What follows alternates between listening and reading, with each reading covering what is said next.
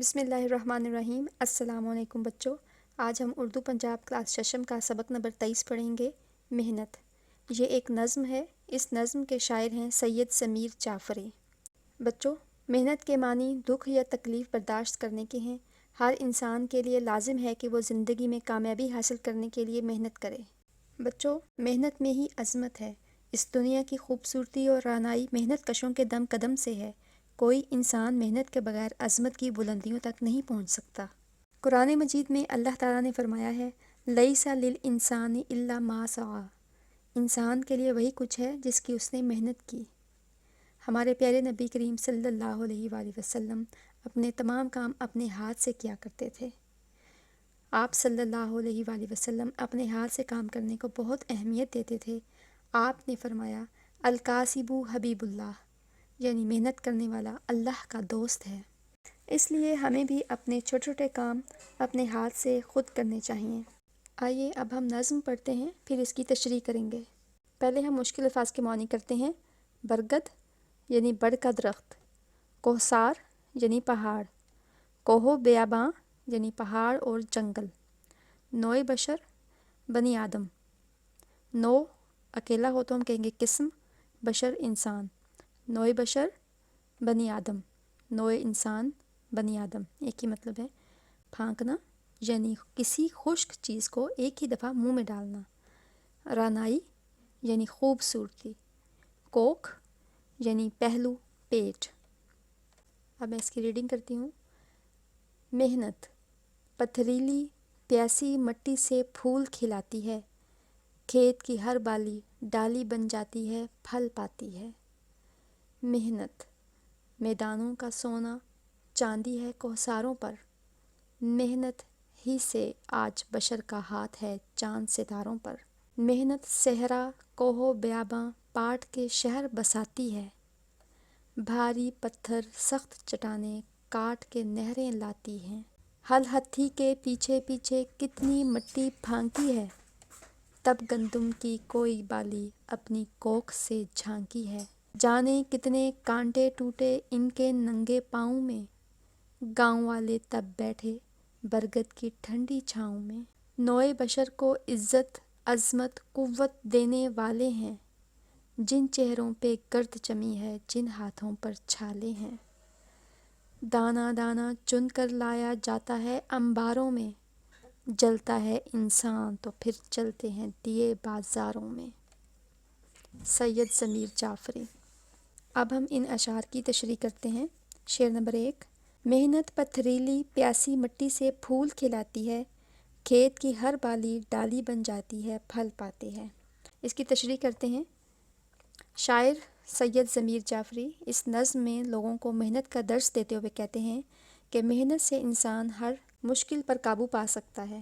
وہ زمین کی مثال دیتے ہوئے کہتے ہیں کہ اگر پتھر جیسی سخت اور پیاسی مٹی پر بھی محنت کی جائے تو اس میں بھی پھول اگائے جا سکتے ہیں۔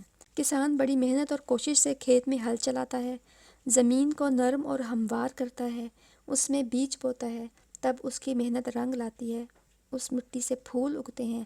محنت ہی کی وجہ سے کھیت کی ہر بالی ڈالی میں تبدیل ہوتی ہے، جس کا ہر خوشہ شاخ بنتا ہے اور پھل لے کر آتا ہے۔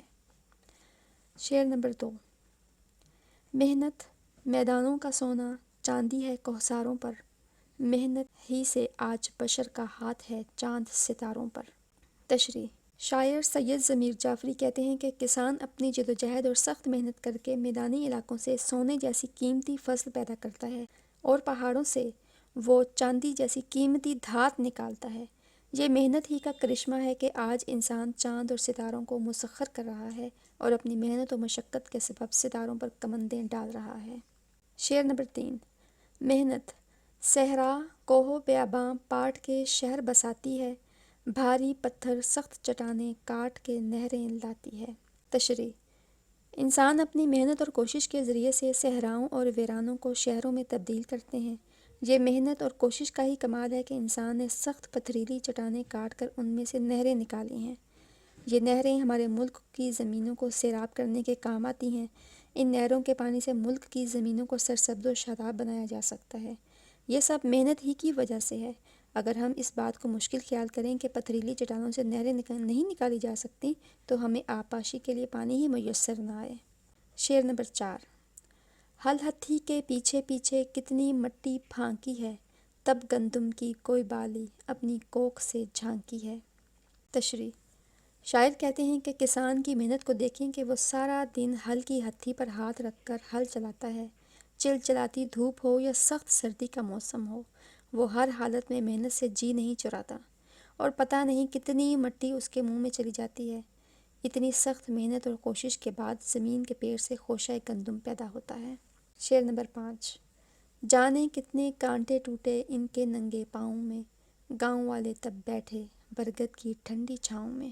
شاعر کہتا ہے کہ یہ گاؤں کے لوگ کتنے محنتی اور جفاکش ہوتے ہیں کہ ہل چلانے اور کھیتوں کو تیار کرتے وقت نامعلوم کتنی اذیتیں برداشت کرتے ہیں، اور پتہ نہیں کہ کتنے نوکدار کانٹے ان بیچاروں کے ننگے پاؤں میں چبھ جاتے ہیں۔ تب کہیں جا کر انہیں سکون کا سانس ملتا ہے، اور فصلوں کے تیار ہو کے گھر آ جانے پر یہ غریب کسان بڑھ کے درخت کی ٹھنڈی چھاؤں میں آرام پاتے ہیں۔ شعر نمبر 6۔ نوع بشر کو عزت، عظمت، قوت دینے والے ہیں، جن چہروں پہ گرد جمی ہے، جن ہاتھوں پر چھالے ہیں۔ تشریح۔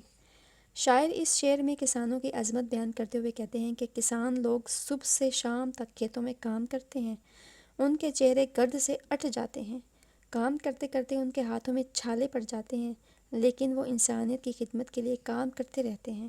ان کے انتھک کام کرنے کی وجہ سے ہی ہمیں آج اناج اور غلہ میسر آتا ہے۔ یہ غلہ ہمیں قوت بخشتا ہے۔ اس غلے کو اگانے کے لیے کسان بہت محنت کرتے ہیں، لیکن افسوس کہ ہم ان کی محنت کو نہیں سمجھتے۔ شعر نمبر 7۔ دانہ دانہ چن کر لایا جاتا ہے انباروں میں، جلتا ہے انسان تو پھر جلتے ہیں دیے بازاروں میں۔ تشریح۔ شاعر کہتا ہے کہ غریب کسان ایک ایک دانہ جمع کر کے ڈھیر لگا دیتا ہے، اور گوداموں میں گندم کے انبار لگ جاتے ہیں۔ یہ غریب کسان پہلے خود محنت کی بھٹی میں جلتا ہے اور سخت محنت کرتا ہے، پھر اس کی محنت کے صدقے میں ہمارے بازاروں اور گھروں میں چراغ روشن ہوتے ہیں۔ یہ سب کچھ ہمارے کسان کی محنت کا ثمر ہے کہ آج ہمارے شہر اور بازار پر رونق اور آباد نظر آتے ہیں۔ بچوں، اگر ابھی تک آپ نے ہمارے چینل کو سبسکرائب نہیں کیا تو آپ سبسکرائب کر لیجئے، تاکہ ہماری ہر نئی آنے والی ویڈیو کا نوٹیفیکیشن سب سے پہلے آپ کو ملے۔